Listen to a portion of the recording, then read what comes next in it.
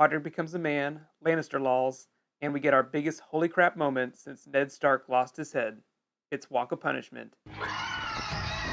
Episode 3 shows us just how funny a show about ice zombies and severed heads can be, but even though I want to talk mostly about the comedy in this episode, stick around because I'll be talking about my top oh shit moments from Game of Thrones so far. By round of applause, who thought this was the funniest episode of Game of Thrones so far? Let's give ourselves a hand. High five yourself. Game of Thrones does comedy so well just because it's such a great drama, and when things are always so tense, those comedic beats, when they do come, just resonate so much more. Thus it becomes Game of Laws.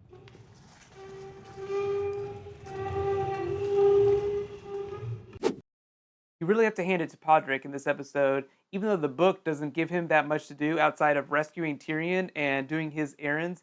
If being a squire on the show doesn't work out, then he totally has a career in porn ahead of him. What did you do to them? Lots of things. And they seem to like these things? Yes, my lord. The lesser characters are the real standouts in this episode, even though there's some great oh shit moments. I'm not Stark of Winterfell. Winterfell. You sure? I'm really gonna miss you, Hot Pie. By the way, watch out for the Brave Companions. I hear they eat hot pie for breakfast. Hands down, the Lannisters are my favorite thing about this episode. In King's Landing, Cersei and Tyrion did their best Charlie Chaplin impression and killed the room.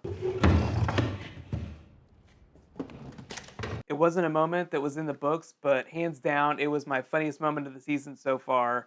And let's give Jaime a hand for that sight gag. That was pretty cool too. I mean, let's vomit in terror.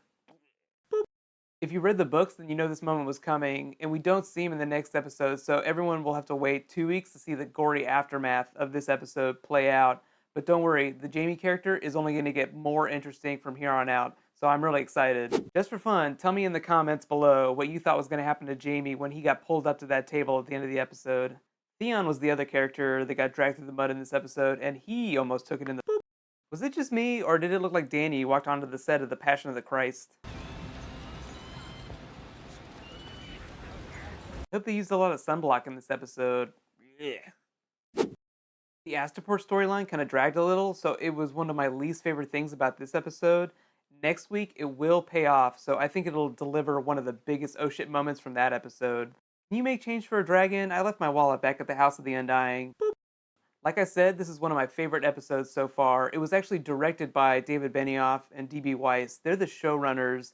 So if this episode is any indication, I completely trust them as storytellers, and this show is only going to get better. We're going to need details. Copious details. I give this episode an A- just because the Dany storyline felt so out of place in an otherwise very funny episode. Normally they alternate characters between episodes, so I felt like they could have put all of Dany's scenes from this episode into next week's episode when her arc really does pay off in Astapor. She is definitely going to give us an oh shit moment, so stay tuned for next week's episode. Is it done then?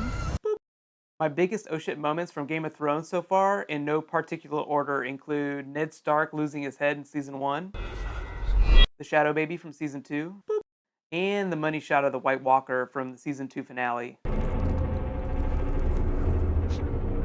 We'll be seeing a whole lot more of their art projects coming soon. Always the artists.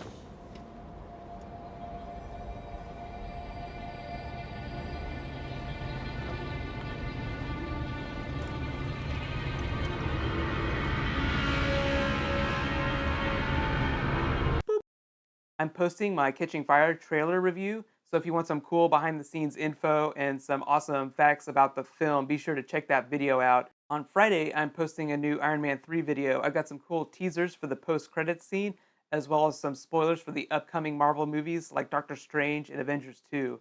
So be sure to check that out too. On Sunday, I'll be posting my regular Doctor Who video. It's called Hide. It's a spooky ghost story, and it'll be a lot of fun. Be sure to watch that. Monday morning, I'll be posting my Game of Thrones Episode 4 video. It's called And Now His Watch Has Ended, which is a really cool Night's Watch thing. So look forward to some awesome Jon Snow and Ygritte scenes. In the meantime, you can click here to watch my Game of Thrones videos from this season, and here to watch my Catching Fire trailer review. Thanks for watching. See you Friday. Bye.